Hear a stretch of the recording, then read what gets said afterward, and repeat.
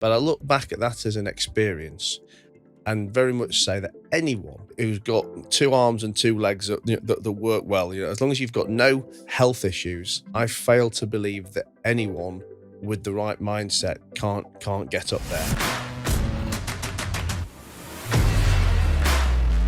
So when you and I first met it was in October 2020. That's when, yeah. What, for the podcast? Yes, that's when we first met. October 2020. It was the summer. I think it was actually July 2020. No, I'll tell you why it wasn't. Because about 10 days after you and I met, I climbed Kilimanjaro. Got you. Okay. Nice. Yeah. Which I did. I remember that.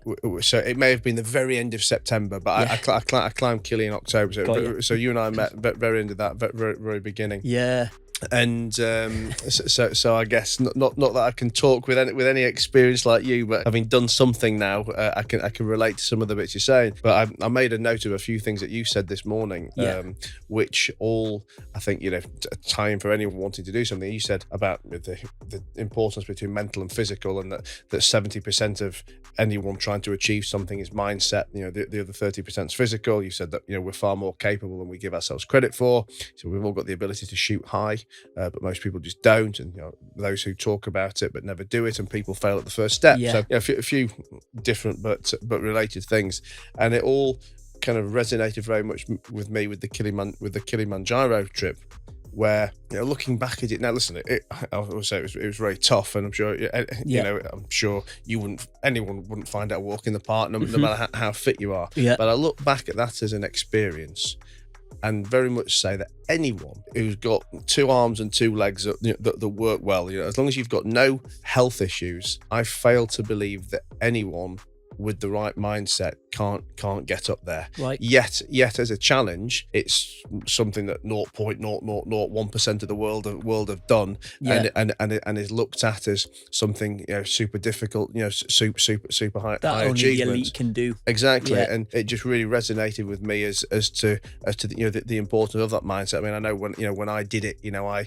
agreed in a drunken dinner in July when JP said he was climbing it, and I said, oh yeah, sod it, I'll come along with you and do it.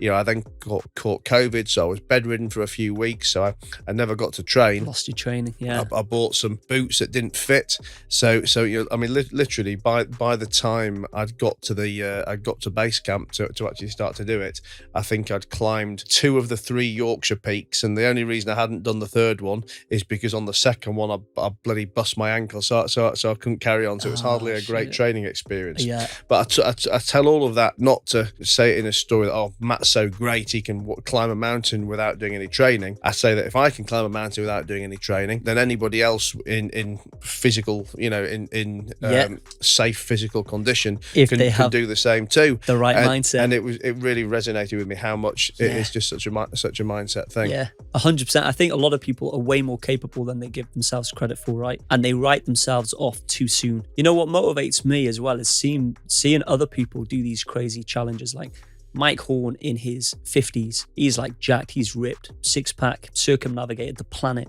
via both poles, unmotorized, walking through the North Pole in the winter, permanent darkness, had a polar bear sit on him as he had to cover his own mouth and nose as it was rummaging through his sledge. So he had to be super silent. Sir Ranulph Fiennes in his early 70s, I think it was, who ran the Marathon des Sables. It's like a marathon in the desert over 50 degrees Celsius. So I look at that sort of shit and I'm like, well, myself, I'm youthful.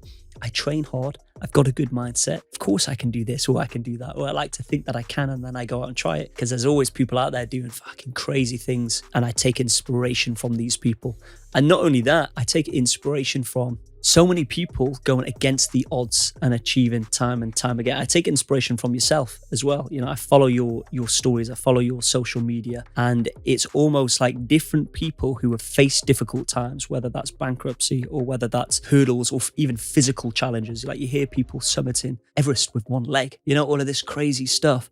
And I think it's people going against the odds, picking themselves up and doing it anyway, or picking themselves up when they're at their absolute rock bottom, it's just fucking inspiring. And that, I think, is what also feeds my mindset. I don't just sort of try to motivate myself. I seek inspiration from many people from all sort of different walks of life and different business, different categories, because there's people doing fucking bonkers shit all the time, every day.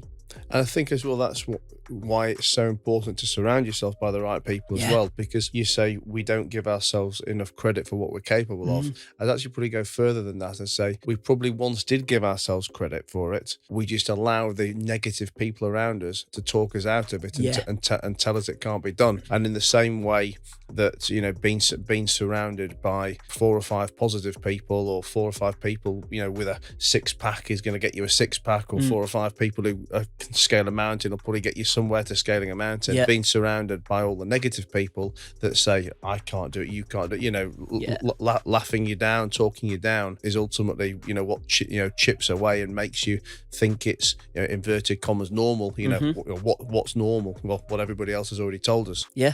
And I think we've got to cut those people out. I cut my old friends out of my life in terms of hanging around with them often, because, you know, late at high school and in college, it was that mindset. It was that mindset of, you know, go to college, go to university, do a 9 to 5, you know, pay bills, struggling to get by, but that's life. We accept it, you know, stuck in the matrix type of mentality. And any time I would put out a great idea or a very different suggestion, it would get shut down and you'd get laughed at. And I was thinking, geez, my ideas and sort of vision is so wasted on these people, and I had to cut them out.